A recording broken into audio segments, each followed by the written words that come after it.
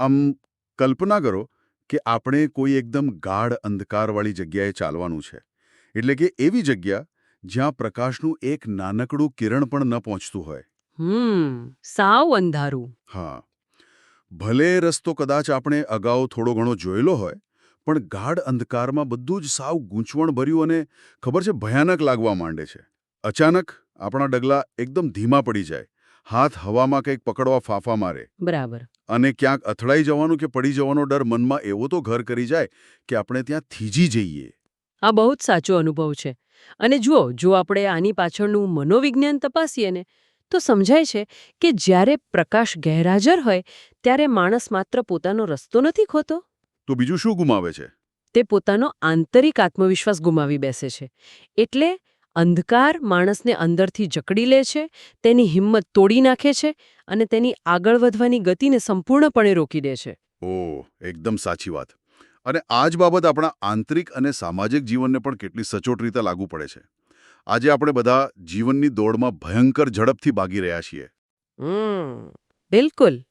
પણ જો કોઈ યોગ્ય દિશા બતાવનાર જ ન હોય, જો કોઈ સાચો પ્રકાશ જ ન હોય, તો એ આંધળી દોડનો અર્થ શું છે?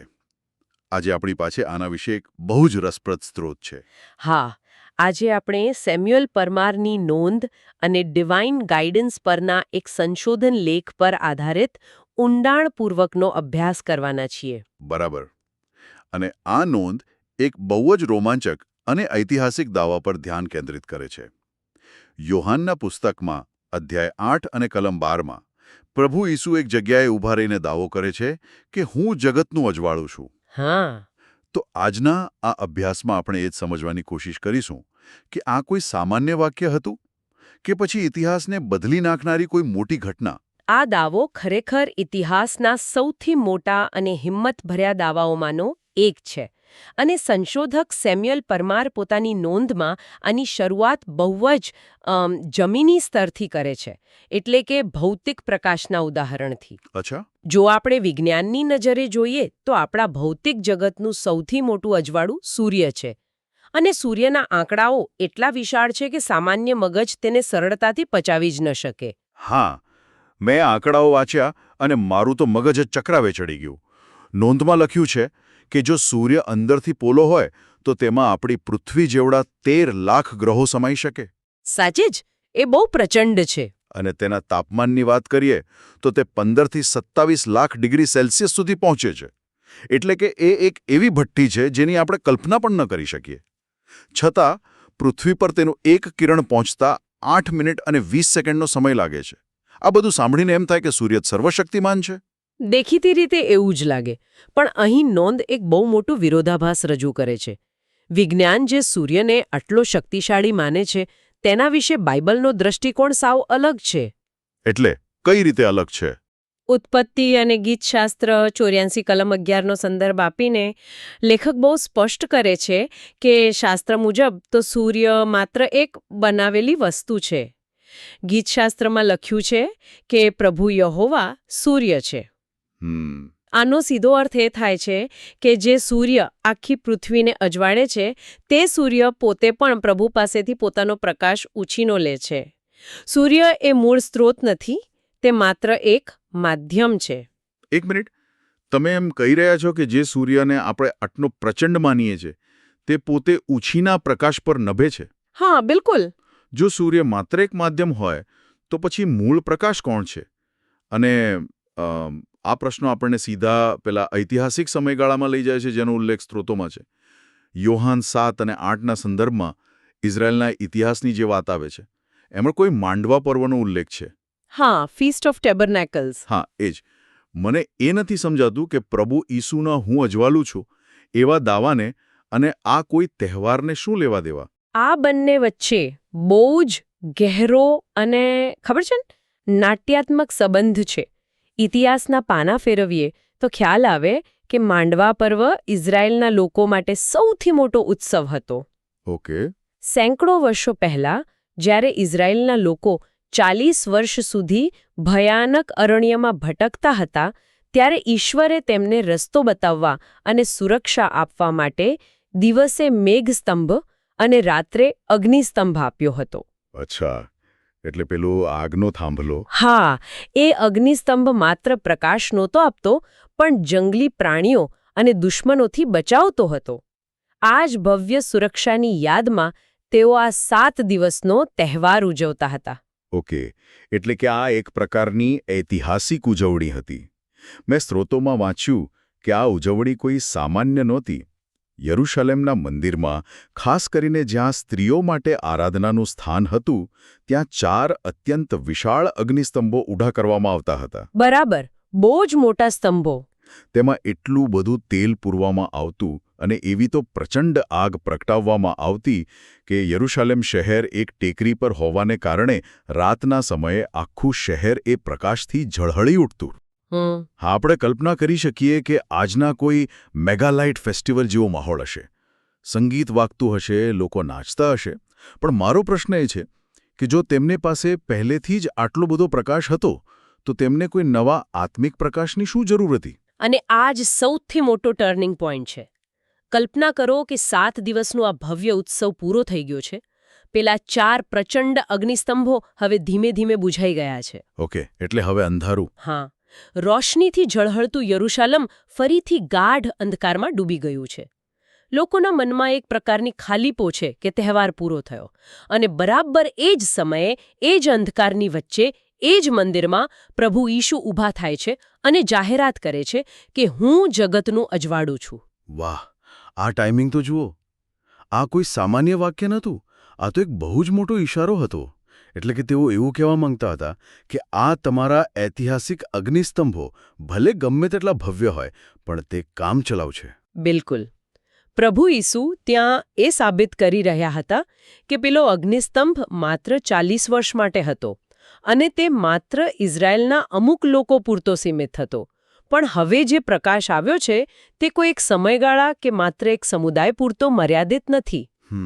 તે ઇમાનુએલ એટલે કે ઈશ્વર આપણી સાથે છે. આ એક કાયમી પ્રકાશ છે અને તે આખા જગત માટે છે. પણ મને એવું લાગે છે કે ત્યાં ઊભેલા ધાર્મિક આગેવાનો માટે આ વાત પચાવવી બહુ અઘરી રહી હશે. હા, ચોક્કસ. કોઈ સામાન્ય માણસ અચાનક ઊભો થઈને આવો દાવો કરે તો લોકો તેને પાગલ જ સમજે ને. સ્ત્રોતોમાં આપેલું ગ્રીક ભાષાનું વિશ્લેષણ આ વાતને વધુ ગંભીર બનાવે છે. તેમાં લખ્યું છે કે જ્યારે પ્રભુએ હું છું કહ્યું ત્યારે તેમણે ગ્રીક શબ્દ એગો એમીનો ઉપયોગ કર્યો હતો. આ શબ્દનું શું મહત્વ છે? જો, આ એગો એમી શબ્દ એ સમયના યહૂદી સમાજમાં બહુ જ વિસ્ફોટક શબ્દ હતો. આ માત્ર કોઈ વ્યાકરણનું સામાન્ય વાક્ય નહોતું કે હું અહીં ઊભો છું. તો શું હતું એ? જો આપણે આને તેમના ધર્મશાસ્ત્ર સાથે જોડીએ તો નિર્ગમન 3 કલમ 14માં જ્યારે ઈશ્વર મૂસાને સળગતી જાળીમાંથી પોતાનું નામ જણાવે છે ત્યારે કહે છે કે હું જે છું તે છું. યહૂદીઓ માટે આ નામ એટલું પવિત્ર હતું કે તેઓ તેને ઉચ્ચારતા પણ ડરતા હતા. અરે બાપરે! એટલે તમે એમ કહેવા માંગો છો કે પ્રભુ ઈસુએ એ જ પવિત્ર નામનો ઉપયોગ પોતાના માટે કર્યો? આ તો સીધો ઈશ્વર હોવાનો દાવો થયો. બિલકુલ. મંદિરમાં ઊભા રહીને ધાર્મિક આગેવાનોની સામે આવું બોલવું એટલે સીધો જીવનો જોખમ ઊભો કરવો. સાચી વાત છે. અને બીજો શબ્દ તેમણે વાપર્યો કોસ્મોસ એટલે કે જગત. યહૂદીઓ માનતા હતા કે ઈશ્વર માત્ર તેમના છે, પ્રકાશ માત્ર તેમને જ મળશે. એવું જ માનતા. પણ પ્રભુ ઈસુએ કોસ્મોસ શબ્દ વાપરીને એ સીમાઓ તોડી નાખી. તેમણે સ્પષ્ટ કર્યું કે આ પ્રકાશ પાપીઓ, વિદેશીઓ અને સમગ્ર માનવજાત માટે છે. અને આ દાવો અચાનક હવામાંથી નહોતો આવ્યો. એટલે અગાઉથી કોઈ વાત હતી? હા, સ્ત્રોતોમાં યશાયા 42 અને માલખી 4ની ભવિષ્યવાણીઓનો ઉલ્લેખ છે. યશાયામાં સદીઓ પહેલા લખાયું હતું કે ઈશ્વર વિદેશીઓ માટે એક પ્રકાશ મોકલશે અને માલાખીમાં ન્યાયીપણાનો સૂરજ ઉગશે એવું વચન અપાયું હતું. ઓહ, એટલે પ્રભુ ઈસુ ત્યાં ઊભા રહીને જાણે કહી રહ્યા હતા કે તમે જેની સદીઓથી રાહ જોઈ રહ્યા હતા તે ભવિષ્યવાણીઓ અત્યારે મારી અંદર પૂરી થઈ રહી છે. એકદમ સાચું. આ ખરેખર રૂવાડા ઊભા કરી દે તેવી ઐતિહાસિક ક્ષણ છે. પણ ચાલો આપણે થોડા વર્તમાન સમયમાં આવીએ. આપણે જોઈ શકીએ છીએ કે તે સમયે ઇઝરાયલ રોમન સામ્રાજ્યના ગુલામ હતા, ભારે ટેક્સ ભરતા હતા અને ખુદ એમનું મંદિર ભ્રષ્ટાચારથી ખદબદતું હતું. એ સમયનો અંધકાર સમજી શકાય એવો છે. પણ જો આપણે સેમ્યુઅલ પરમારની નોંધના આગળના ભાગ પર નજર કરીએ તો તેમાં આજના આધુનિક સમયના કેટલાક ચોંકાવનારા આંકડાઓ આપ્યા છે. હું નોંધમાં આપેલા આ આંકડાઓ જોઉં છું તો મને થાય છે કે આપણે આજે કઈ દિશામાં જઈ રહ્યા છીએ. એ આંકડાઓ પર પહોંચતા પહેલા એક વાત સ્પષ્ટ કરીએ કે સંશોધકે આ માહિતી કોઈ પક્ષપાત લેવા કે ડર ઊભો કરવા માટે નથી આપી, પણ આપણા આધુનિક સમાજની વાસ્તવિક સ્થિતિનો અરીસો બતાવવા માટે આપી છે. આપણે કોઈ બાજુ નથી લઈ રહ્યા. હા, એ સમજવું જરૂરી છે અને એ અરીસો બહુ ડરામણો છે. WHOના રિપોર્ટ મુજબ દર વર્ષે માત્ર તમાકુના વ્યસનને કારણે 80 લાખ લોકોના મૃત્યુ થાય છે. બાપરે. અને આટલું જ નહીં, 1.54 મિલિયન લોકો ડિપ્રેશન એટલે કે ગંભીર હતાશાનો શિકાર છે. મને જે આંકડાએ સૌથી વધુ હચમચાવી દીધો તે એ છે કે દુનિયામાં દર 40 સેકન્ડે એક વ્યક્તિ આત્મહત્યા કરે છે. એટલે કે આપણે આ ચર્ચા પૂરી કરીશું ત્યાં સુધીમાં તો કેટલાય લોકોએ પોતાનું જીવન ટૂંકાવી લીધું હશે. આ બહુ જ દુઃખદ છે. આ ઉપરાંત હવાના પ્રદૂષણથી 70 લાખ લોકોના મોત થાય છે. અને જુઓ, આ માત્ર વૈશ્વિક આંકડાઓ નથી. નોંધમાં ભારતના સંદર્ભમાં પણ બહુ જ ગંભીર માહિતી છે. હા, શું છે એમાં? દર 15 મિનિટે એક બળાત્કારની ઘટના નોંધાય છે. મુંબઈ જેવા મહાનગરોમાં 50% જેટલા યુવાનો લિવ ઇન રિલેશનશિપમાં રહે છે, જે કૌટુંબિક માળખાના બદલાવ તરફ ઇશારો કરે છે. સોશિયલ મીડિયા પર આપણો સરેરાશ વપરાશ 2 કલાક અને 22 મિનિટનો થઈ ગયો છે. અને ભ્રષ્ટાચારની વાત કરીએ તો નોંધમાં છે કે 56% ભારતીયોએ પોતાનું કામ કઢાવવા ક્યારેક ને ક્યારેક લાંચ આપી છે. મહિલા સુરક્ષાના મામલે તો આપણો ક્રમ 148મો છે. ઓહ, પણ મને અહીં એક બહુ મોટો વિરોધાભાસ દેખાય છે. કેવો વિરોધાભાસ? એટલે આજે આપણી પાસે સ્માર્ટફોન છે, ઇન્ટરનેટ છે, દુનિયાભરની માહિતી આપણા આંગળીના ટેરવે છે. આપણે એકબીજા સાથે સતત જોડાયેલા હોવાનો દાવો કરીએ છીએ. બરાબર. તો પછી આ આંકડાઓ આટલા ભયંકર કેમ છે? આ બધું હોવા છતાં સંશોધક આને અંધકાર કેમ કહે છે? કારણ કે માહિતી અને ટેકનોલોજી એ સાચો પ્રકાશ નથી. તમે સ્ક્રીન પર ભલે બધું સ્પષ્ટ જોઈ શકતા હો, પણ તે તમારા આંતરિક ખાલીપાને કે નૈતિક પતનને અટકાવી શકતું નથી. સાચી વાત છે. આ આંકડાઓ સાબિત કરે છે કે બાહ્ય રીતે ભલે આપણે ગમે તેટલા આગળ વધ્યા હોઈએ, પણ આપણે એક ભયંકર સામાજિક, નૈતિક અને માનસિક અંધકારમાંથી પસાર થઈ રહ્યા છીએ. સોશિયલ મીડિયા પર હજારો મિત્રો હોવા છતાં માણસ રૂમમાં એકલો બેસીને ડિપ્રેશનનો શિકાર બને છે, તે જ સૌથી મોટો અંધકાર છે. બરાબર. એટલે કે આપણી પાસે સ્પીડ છે પણ દિશા નથી. એકદમ સાચું.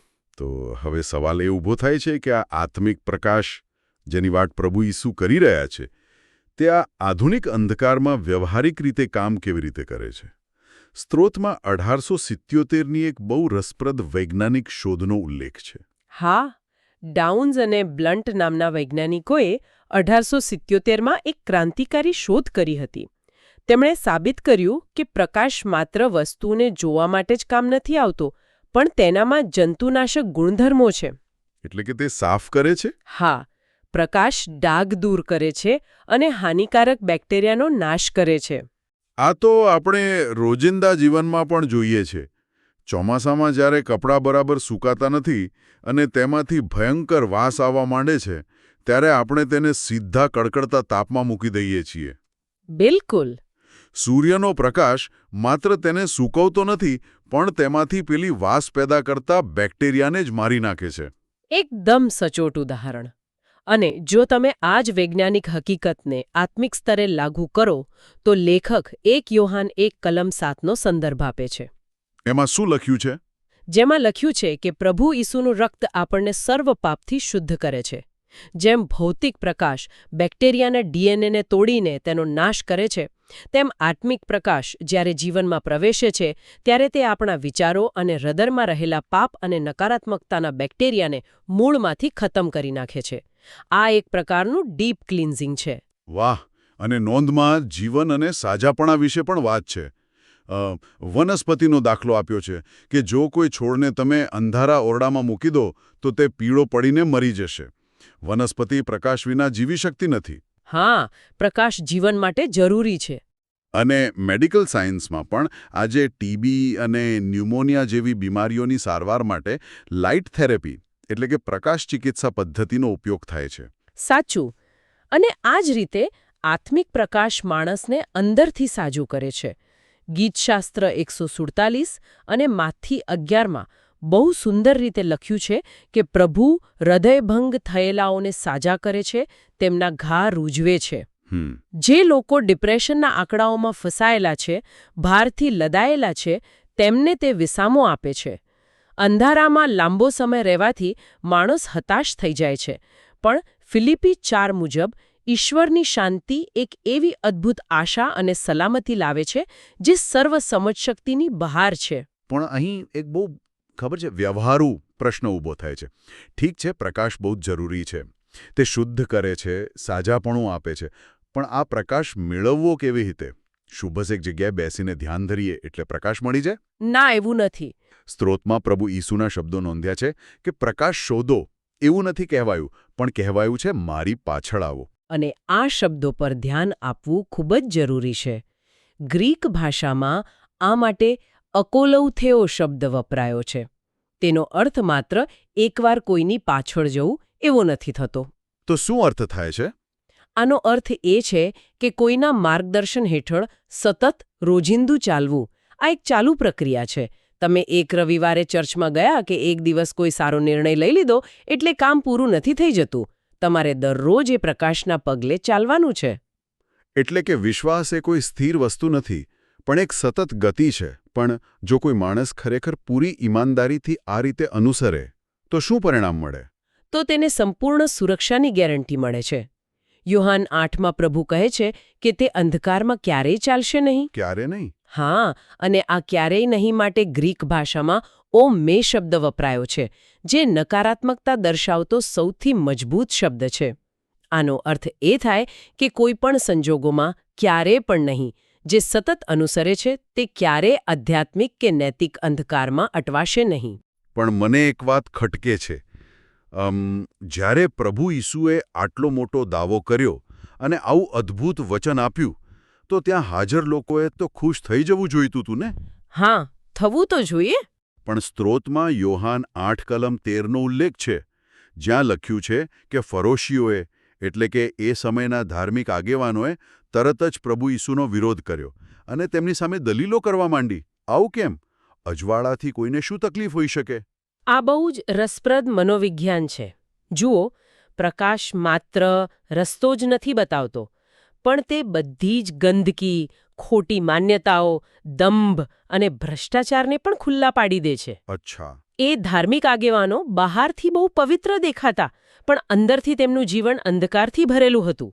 જ્યારે સાચું અજવાળું આવ્યું ત્યારે તેમનો અહંકાર અને દંભ ખુલ્લા પડવા લાગ્યા. અને જે લોકોને અંધકારમાં પોતાની ગંદકી છુપાવવાની આદત પડી ગઈ હોય, તેઓ હંમેશા પ્રકાશનો વિરોધ જ કરે છે. સાવ સાચી વાત છે. અંધકારને દૂર કરવા માટે તમે સાવરણીથી ગમે તેટલો કચરો વાળો બે હવામાં મુક્કા મારો, અંધકાર દૂર નથી થતો. અંધકાર કાઢવા માટે કોઈ શારીરિક મહેનત કામ નથી આવતી, માત્ર પ્રકાશની હાજરી જ કાફી હોય છે. આ બહુ ડીપ વાત કહી તમે. અંધકાર સામે લડવાનું નથી, માત્ર પ્રકાશને આમંત્રણ આપવાનું છે. બિલકુલ. તો જો આપણે આખી ચર્ચાના મૂળ નિષ્કર્ષ પર આવીએ તો સેમ્યુએલ પરમારની નોંધ એક બહુ જ સરસ વિચાર તરફ આપણને દોરી જાય છે. જો પ્રભુ ઈસુ સાચો પ્રકાશ છે, તો પછી આપણી ભૂમિકા શું છે? માથી 5માં પ્રભુ પોતાના અનુયાયીઓને કહે છે કે તમે જગતનું અજવાળું છો. હા. આનો મતલબ એ થયો કે પ્રભુ ઈસુ પોતે એક પાવરહાઉસ છે, એક મુખ્ય જનરેટર છે, અને આપણે મનુષ્ય એ પાવરહાઉસ સાથે જોડાયેલા નાના બલ્બ જેવા છીએ. બરાબર. આપણી પોતાની કોઈ ઉર્જા કે તાકાત નથી, પણ જો આપણે એ પાવરહાઉસ સાથે સતત જોડાયેલા રહીએ, જેને આપણે પેલો ગ્રીક શબ્દ અકોલોથેઓ કહ્યો તો, એ પાવરહાઉસનો પ્રકાશ આપણા દ્વારા દુનિયામાં ફેલાય છે. આપણું કામ દુનિયાના અંધકારમાં આપણો પોતાનો પ્રકાશ ફેલાવવાનું નથી, પણ જે પ્રકાશ અને આશા આપણને પ્રભુ પાસેથી મળ્યા છે તેનું પ્રતિબિંબ પાડવાનું છે. ખરેખર આ આખો અભ્યાસ આપણા રોજિંદા જીવન માટે બહુ જ મોટું દૃષ્ટિકોણ પૂરો પાડે છે. માહિતી અને ડેટાની આ દુનિયામાં સાચી દોરવણી કોને કહેવાય તે આજે આપણે સમજ્યા. હા, ચોક્કસ. પણ આજની ચર્ચા પૂરી કરતા પહેલા એક વિચાર મારા મગજમાં સતત ઘૂમરાઈ રહ્યો છે. આપણે શરૂઆતમાં એ વૈજ્ઞાનિક હકીકતની વાત કરી હતી કે સૂર્યના પ્રકાશને પૃથ્વી પર પહોંચીને અંધકારને ચીરવામાં 8 મિનિટ અને 20 સેકન્ડનો સમય લાગે છે.